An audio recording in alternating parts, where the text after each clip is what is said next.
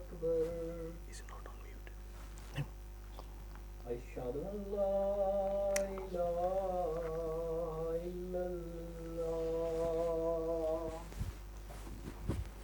أشهد أن لا إله إلا الله أشهد أن محمدا رسول الله أشهد أن محمدا رسول الله حي على الصلاة حي على الصلاة حي على الفلاح حي على الفلاح الله أكبر الله أكبر لا إله إلا الله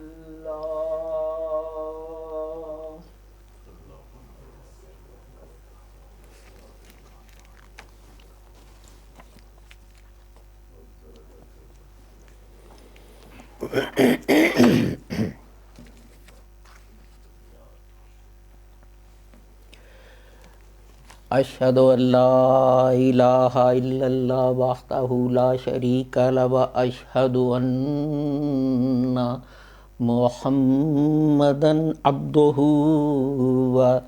ورسوله أما بعد أعوذ بالله من الشيطان الرجيم بسم الله الرحمن الرحيم.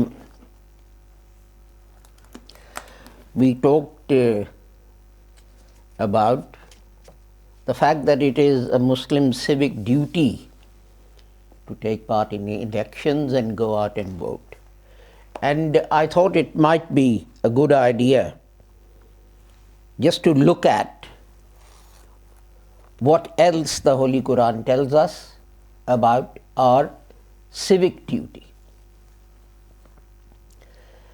And I start with chapter 49, verse 13, which says, Ya ayyuhan nasu inna khalaqnakum min zakarin wa untha وَجَعَلْنَاكُمْ شُعُوبًا وَقَبَائِلَ لِتَعَارَفُوا إِنَّ أَكْرَمَكُمْ عِنْدَ اللَّهِ أَتْقَاكُمْ إِنَّ اللَّهَ عَلِيمٌ خَبِيرٌ.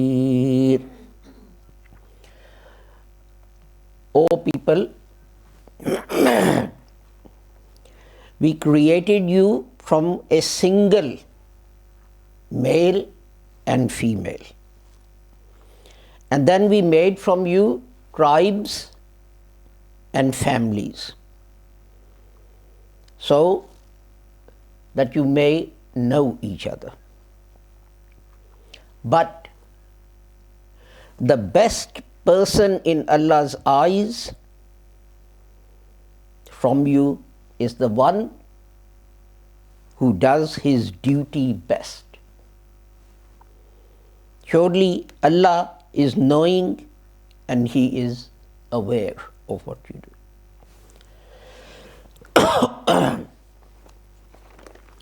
The second verse that I want to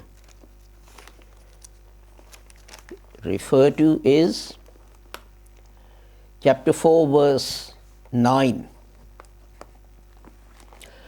وَلْيَخْشَ الَّذِينَ لَوْ تَرَكُوا مِنْ خَلْفِهِمْ ذُرِّيَّةً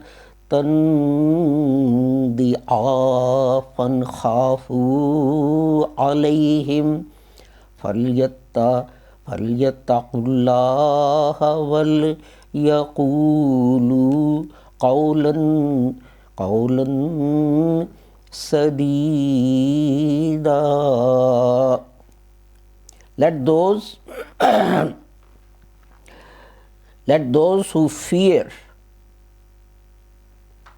who should they leave behind them? Weakly offspring would fear on their account. So let them observe their duty to Allah and speak the right words. And then chapter 17, verse 36.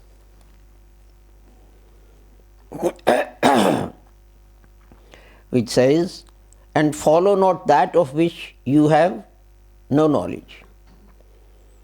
Surely the hearing and the sight and the heart of all these, it will be asked. And the last one, 24:15, where it says, when you received the news on your tongues and spoke with your mouths, of which you had no knowledge, and you thought it was just something, a small matter. But with Allah, it was very serious. And I want to speak about these, particularly in terms of the coming elections. But then, of course, they apply in all spheres of life. Your job, your jamaat, your family, whatever. Sadaqallahul Aliyyul Azim. The first one, when you listen to the news these days and you ask people, why are you going to vote Labour? My father voted Labour. My grandfather voted Labour. We've always voted Labour. Forget about their policies. Forget about what they're saying they will do in the country. What does the Quran say? That these families were created simply as a means of recognition. Not that you blindly follow what your family does or says. We are so proud when we say, look at the Battle of Badr. One brother was on one side and the other brother was on the other side. An uncle was on this side and the nephew was on the other side. And we said, look, this is an example, a true example, that people did what they believed to be right. Even if it meant they had to face their brother or their uncle in the field of battle and risk getting killed by them or killing them. But they still did what was the right thing. But what do we do these days? Why did you do this? Oh, the family asked me, the brotherly asked me, the community asked me. Forget about whether it was the right thing or the wrong thing to do. And this happens in all Muslim organizations. I was in Slough, member of, Pakistan Muslim Welfare Association. This is a very old story. And someone came to me, there were elections, and said, Aziz Saab, will you support me? And I said, well, Why have you specifically gone from house to house asking for people's support? What was his answer? The person opposing me, not that he's got an MA, not that he is well connected and he knows the MP and the mayor and the people in the council, but the person opposing me has a big brotherly. He has a big family, a big clan in Slough. And they're all going to vote for him. And I said, but he can't speak any English. You're a solicitor. You're a qualified lawyer. And he said, no, that doesn't matter. It's the brotherly that matters. And what did Allah say? The verse that I recited last week to you, what did Allah say? Hand over your trusts to those people who deserve the most.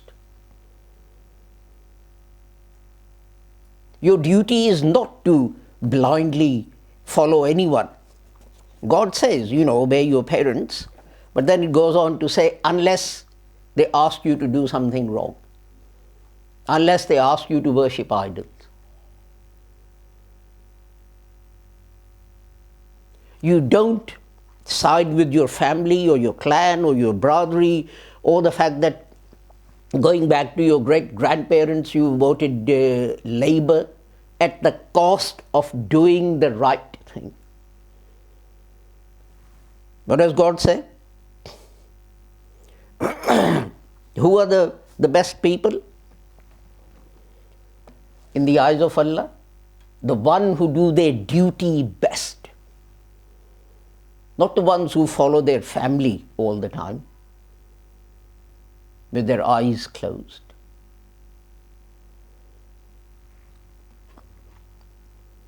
So when you set out to decide who to vote for, don't bother about, who your uncle is voting for, or who your dad is voting for, or who your elder brother is voting for, or who's doing what.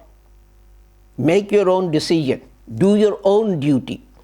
Who in your eyes is the best person to hand over your trust to? And it's a huge burden, because that trust is the running of the country.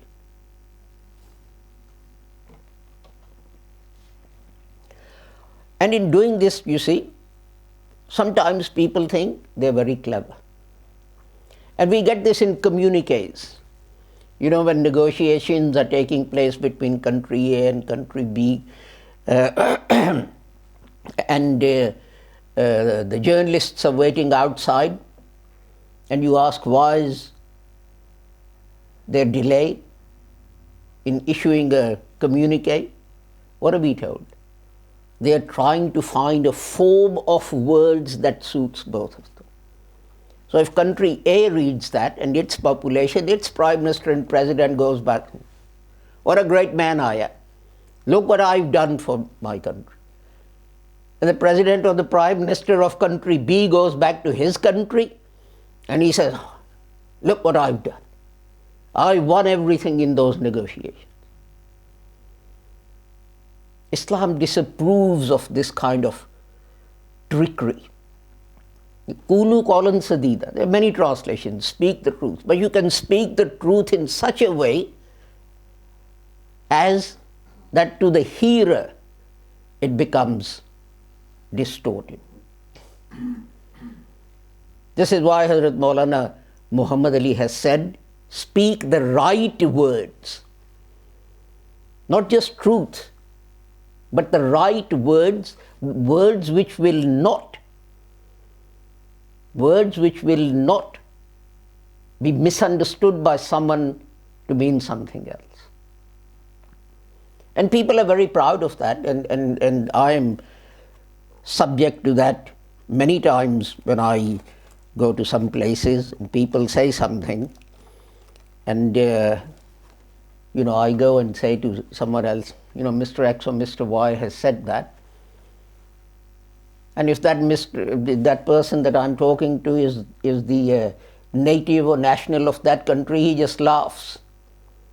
He said, you do realize that when he used this word, this has this meaning and it has that meaning. You've taken this meaning, but what he actually means is that. But you tell him he's lying, he said, no, I'm not lying. But does that actually promote harmony? Does that actually give you confidence in these people? And we've had this from all the leaders of the political parties that we've seen appearing in these debates, etc. I don't know how many of these debates you've seen. I've seen most of them. And it's a sad state of affairs that they are trying to wriggle out by using clever words and clever phraseology. They're trying to wriggle out of what they have actually said and what they have actually done. But the most important thing that the Quran stresses, and this is what I recited in the last two verses, and we are all guilty of that, and that is to pass on the news about which we have no idea whether it's true or false. And the Holy Quran says, you think it's just a small thing.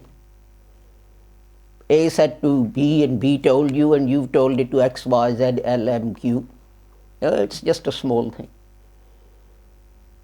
But the Holy Quran says God takes this very seriously. Elsewhere in the Holy Quran it says, when someone tells you something, investigate, find out. And we do this all the time, sometimes with very good intentions. I received, when there was this nuclear explosion in Japan, when the nuclear reactor exploded, I received an email, was it email or Facebook message from someone with a photograph of a mosque.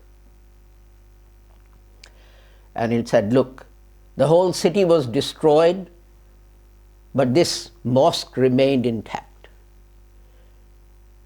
This proves the truth of Islam. And I usually ignore these things. And then Zahid commented on that, and he said, but this is the picture of the same mosque which was circulated when there was a tsunami in somewhere, I forget the name of the place in Asia, South Korea or somewhere. And then I looked into it further, and it was the picture of the same mosque that was circulated when there was a tsunami in Sri Lanka. So I wrote to Zahid and I said, you have failed to appreciate the magnificence of this miracle, which proves the truth of Islam. The magnificence is this: the mosque was actually in Sri Lanka and it remained intact.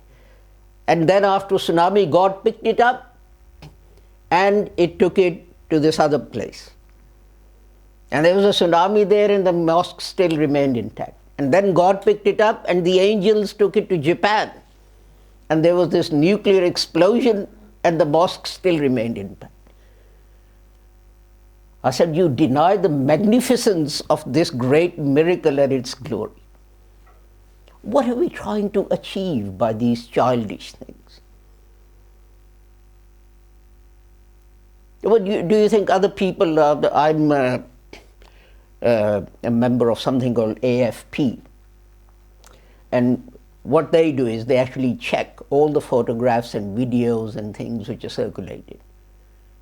And all you have to do is go there with that photograph, and that will give you the whole history. But what are we trying to achieve by doing these things? We actually make a joke of Islam. See, in the days of old, it may have been that it took people a long time to find out what the truth of these things is. but not anymore. For example, Hazrat Maulana was looking for a reference for Mohammedan world scriptures, and he was told it's in the book is in the British Library, so he came here and they said no, it's in the New York Library, so he went there, and they said no, it's in the San Francisco Library, and he went there, and it turned out to be in Sri Lanka, so he went there and got the reference. But we were a bit puzzled by a reference in that in the book, Mohammedan world scriptures, which said that Jewish prophets were not allowed to ride horses. And we were puzzled by that. And how long did it take Zahid to find whether that was correct or not? 2 minutes. He just sat down and went like that, did a Google search, and all the references came up. And it was correct. Jewish prophets, in fact even Jewish people, were not allowed to ride horses.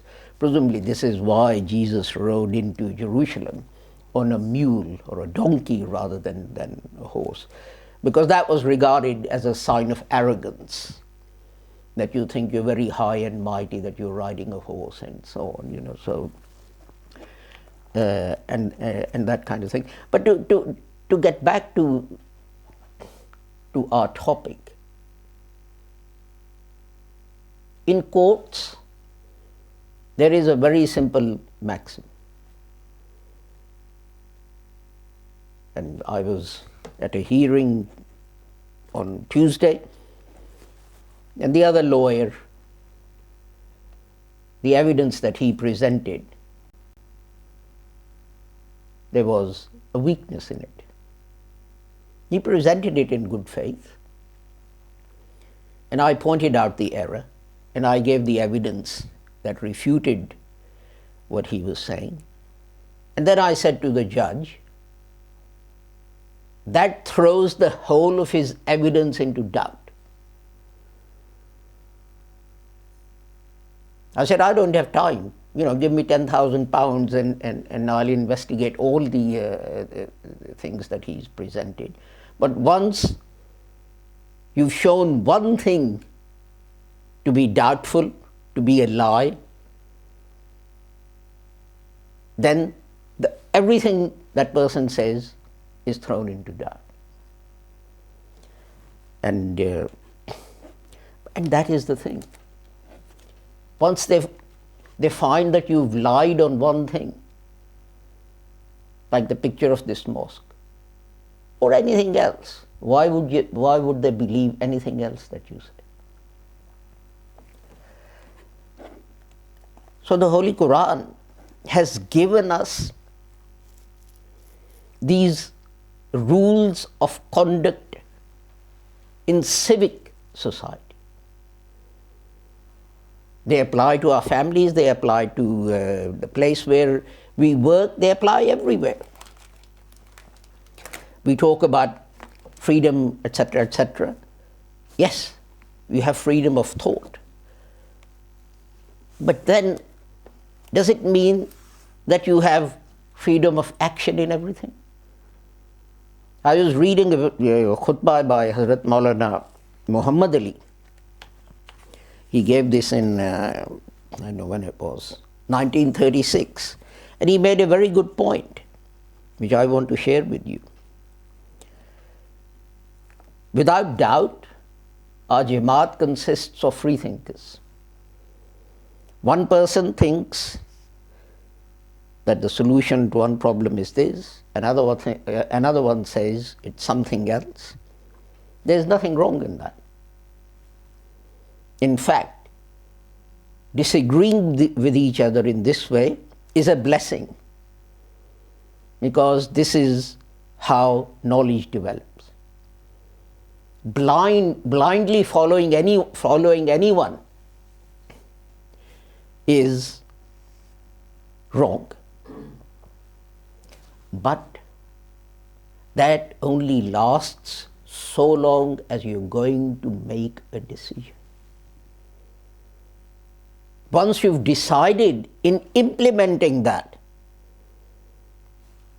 disagreement destroys people. He says, if there's a commander of an army and he says we're going to attack there, and another commander disagrees with him, so he says you go and attack there and I'm going to attack over there, will that army succeed? So when it comes to practical things, then he says it is incumbent, it's essential that as far as action is concerned, the Jamaat should follow one order only. As soon as it is decided what needs to be done, all differences should disappear. Freedom is in thought, not in the fact that everyone should be able to do whatever they want.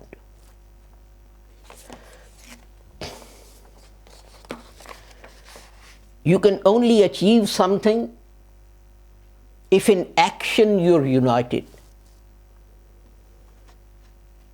And you're united in such a way that people think it's one person doing it, because none of you is dissenting from the decision all of you have taken together. There are many organizations in India, this is 1936, and they're very large and they have a lot of money. But are they actually benefiting Islam or harming Islam? They're harming Islam because they are not created on the right principles. He says you have established the Jamaat on the right principles. Now once a decision is taken, even though it may be against what you believe to be the right thing, you have to sacrifice. You have to sacrifice your thinking, your belief. And you have to become one and act as one and show the world the best example that any organization can present. And it is for you to give that example now. All of these things are part of, and we've seen this. We've seen this in the British Parliament, where a decision's been taken, and because there are lots of people who disagree with that decision, they're trying to sabotage that decision by various legal and political and procedural tricks. They may succeed, but we can see the harm that is being done to the country by these tricks, and the fact that people are failing to unite after a decision has been taken. So these things are very, very important. We take them lightly. People say, what is the Muslims' problem? And my reply is, our problem is that we have restricted Islam to saying Assalamu alaikum and to saying our 5 daily prayers. We don't even implement the lesson of those prayers in our working lives. Mosques are full, but people go out and to do the simplest thing, they're asking for bribes.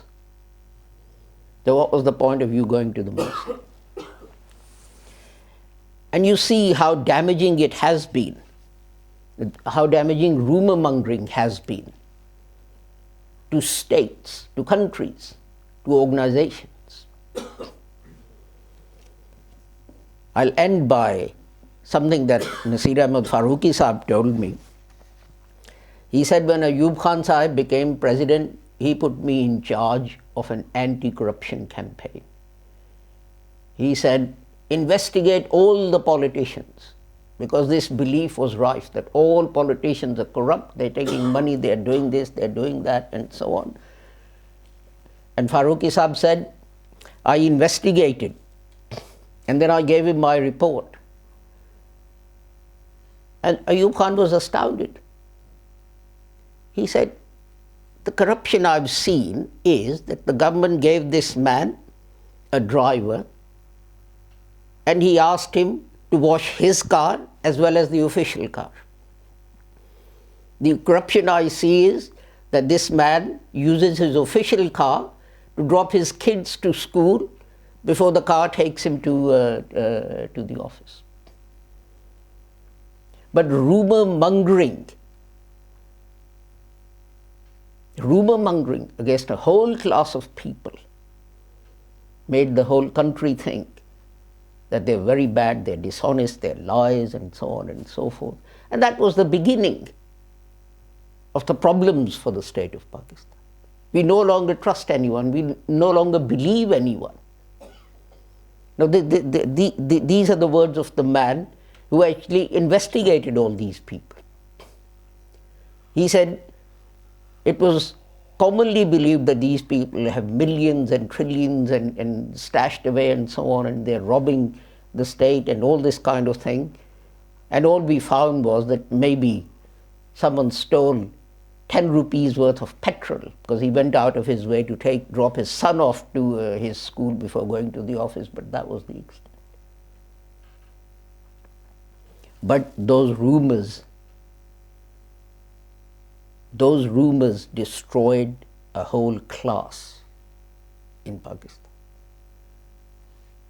And remember this, whether it's a Jew or a Christian or a Hindu, whoever it is, if they follow these principles laid down in the Holy Quran, they will be successful. And they're following these principles laid down in the Holy Quran, and they are successful despite the fact that they don't say their 5 daily prayers and they don't fast and they don't cover up their bodies in the way that Muslims do. These are no different from Newton's 3 laws. These are no different from the laws of thermodynamics. These are no different from E equals mc squared. If you're a physicist, if you want to do something, if you follow those laws, you will be successful. If you don't, you will fail. It is the same here. These are as scientific as those laws. If you follow them as an individual, as a community, as a country, as a family, you will be successful. If you don't, you will fail. There's no point in saying, I say my 5 daily prayers. So why is this happening? Because Islam is not restricted to 5 daily prayers. It is that whole book there that you have to act on. Not just one line of it written over here. This is what you do.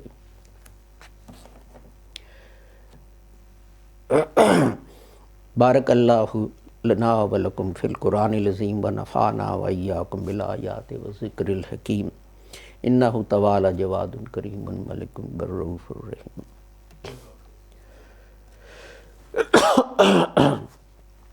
The good news is that I'm not going to be here to deliver the next 3 khutbahs or so. So people are already cheering and laughing already. And unfortunately, the person who's got to replace me is sitting there holding his head in his hands. But he did a very good job. This is Jawad. But I think other people are going to join him as Mustaq, our secretary, etc., to give him a hand with these khutbahs. And inshallah, I will see you in January.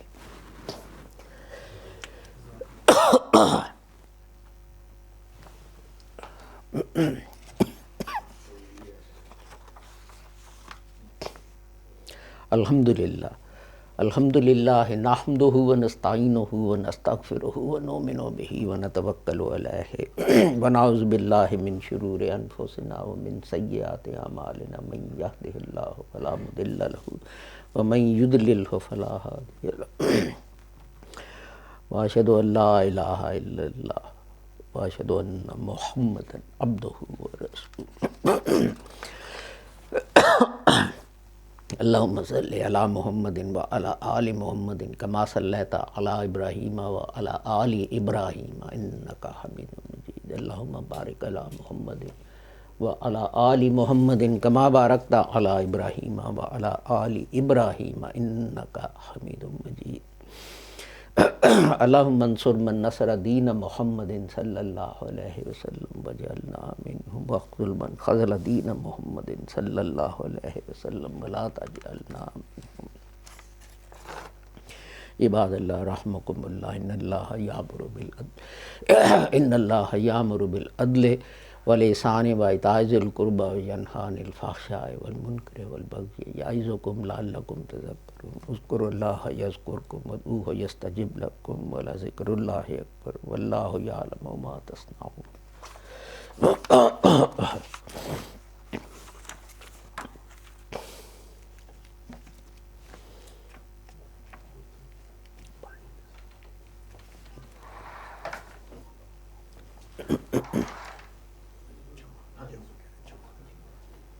Oh yes, I forgot to announce that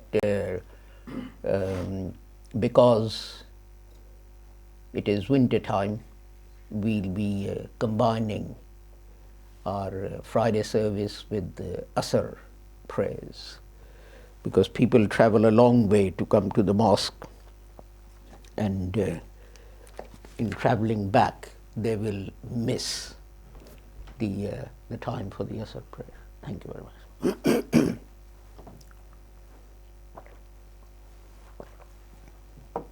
Allahu Akbar, Allahu Akbar.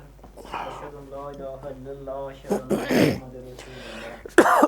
Hayya alas salah, hayya alal falah, qad qamatis salah, qad qamatis salah.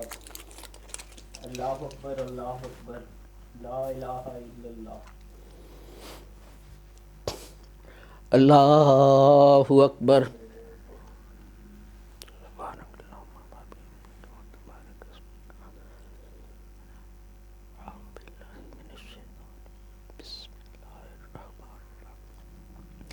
الحمد للہ رب العالمین الرحمن الرحیم مالک یوم الدین ایاک نعبد و ایاک نستعین اہدنا الصراط المستقیم صراط الذین انعمت علیہم غیر المغضوب علیہم ولا الضالین.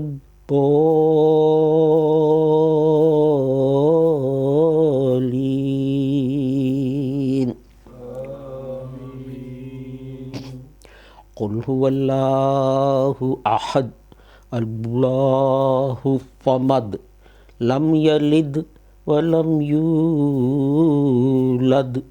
ولم یکن لہ کفوا احد. اللہ اکبر.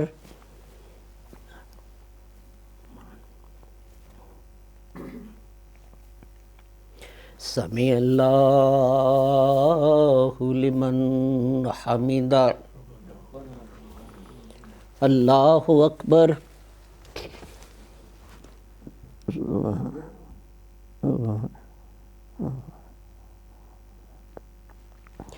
اللہ اکبر.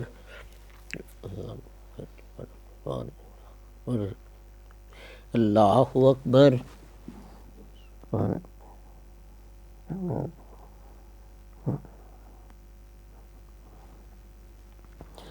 اللہ اکبر. الحمد للہ رب العالمين الرحمن الرحيم مالك يوم الدين إياك نعبد وإياك نستعين اهدنا الصراط المستقيم صراط الذين أنعمت عليهم غير المغضوب عليهم ولا الضالين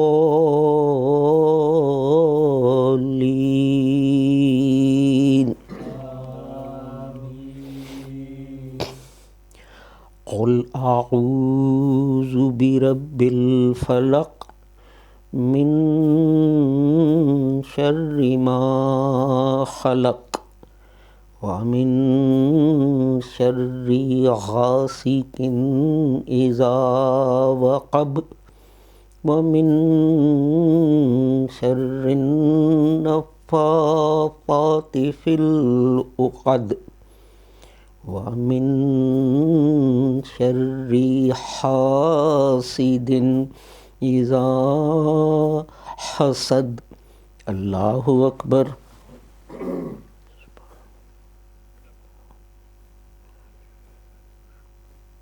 سمع اللہ لمن حمدہ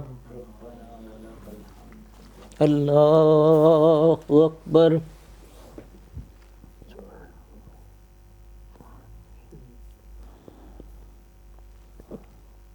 اللہ اکبر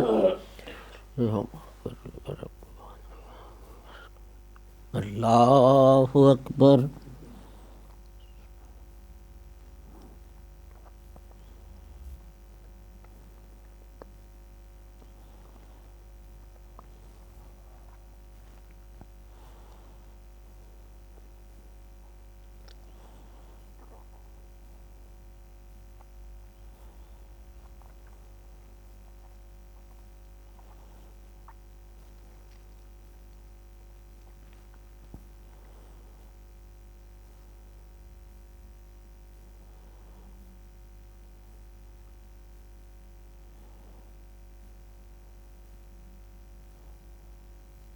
اللہ اکبر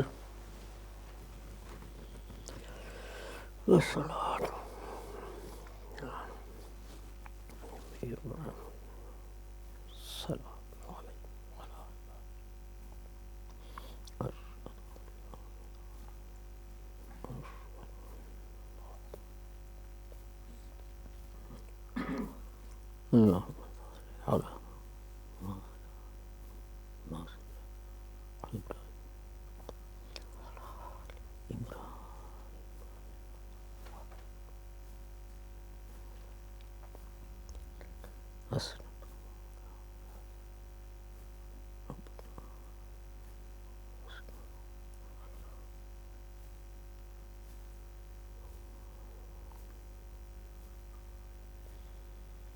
السلام علیکم ورحمۃ اللہ السلام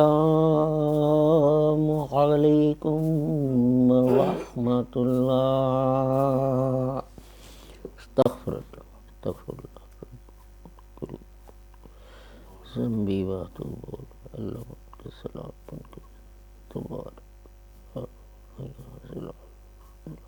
لے کر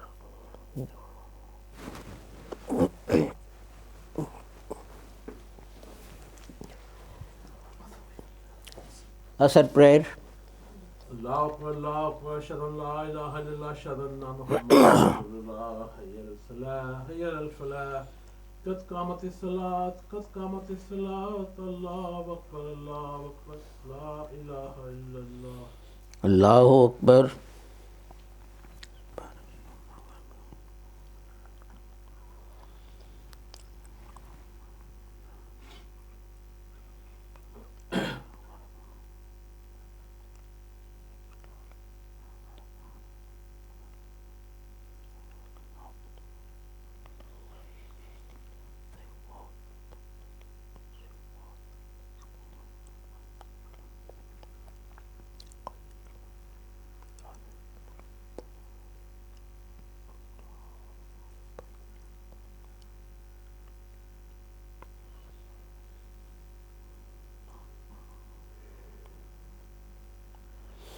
Allahu Akbar.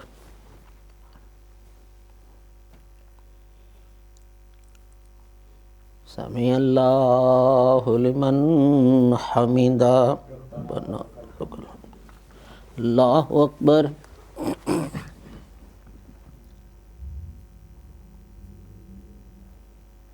Allahu Akbar. Allahu Akbar.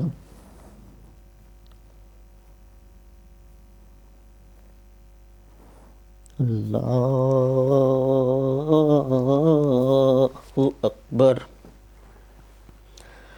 Alhamdulillah.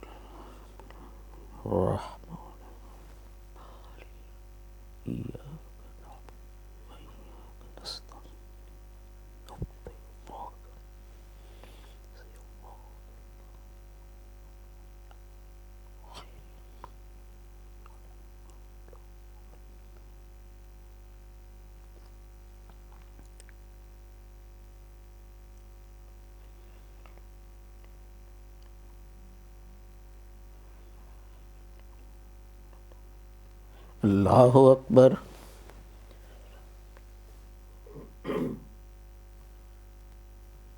Sami Allahu liman hamida. Allahu Akbar.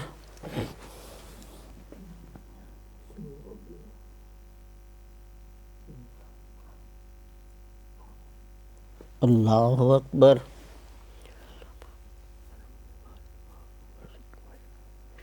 Allahu Akbar.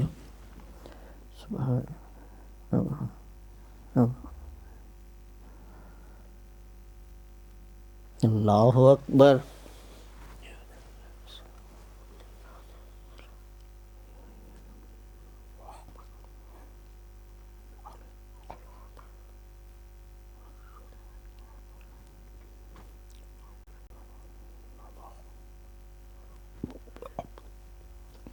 Allahu Akbar.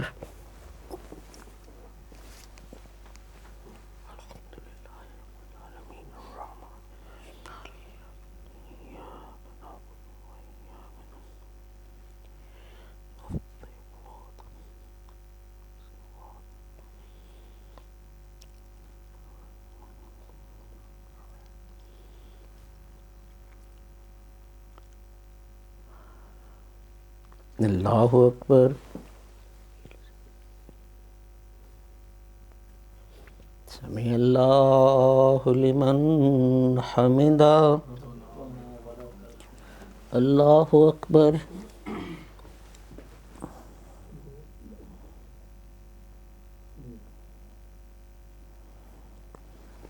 Allahu Akbar.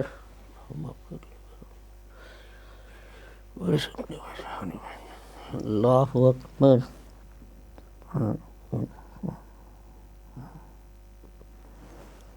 Allahu Akbar. Ar-Rahman.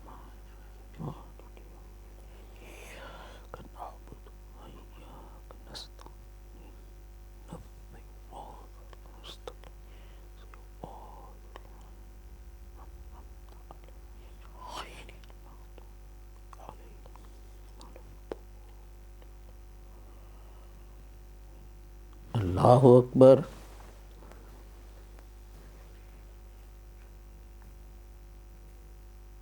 Sami Allahu liman hamida. Allahu Akbar.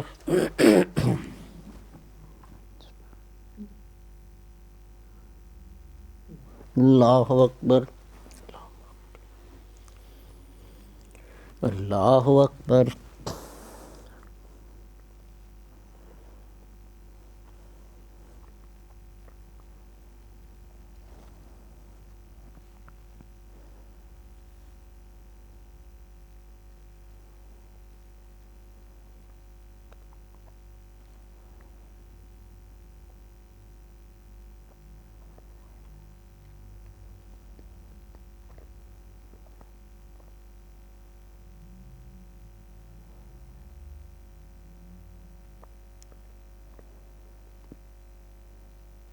Allahu Akbar.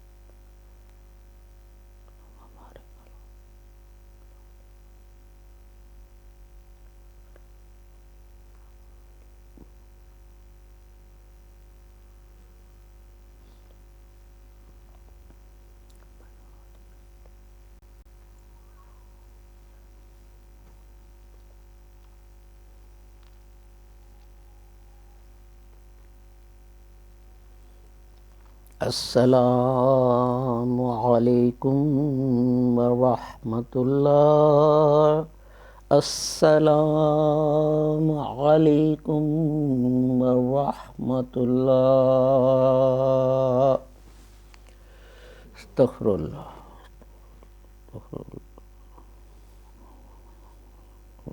Wa atubu ilayh. Allah kasar.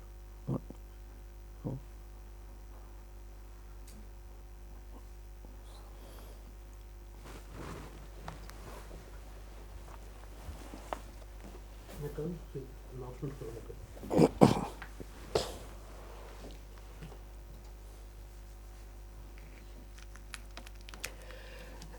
This is the end of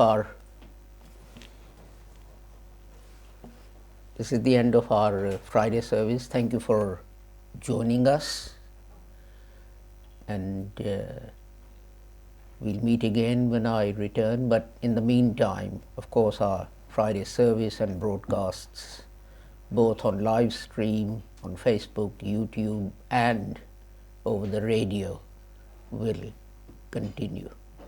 Until we meet again, I pray that Allah keeps all of you, regardless of your nationality or your religion or your sect or color or anything else, keeps all of you safe and sound and free from